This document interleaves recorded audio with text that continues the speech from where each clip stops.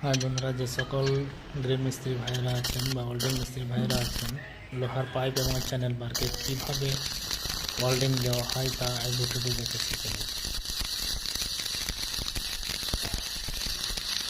যদি ভালো লাগলে শেয়ার করবেন, অবশ্যই করবেন, অন্য কাউকে দেখে শেয়ার করে দেবেন।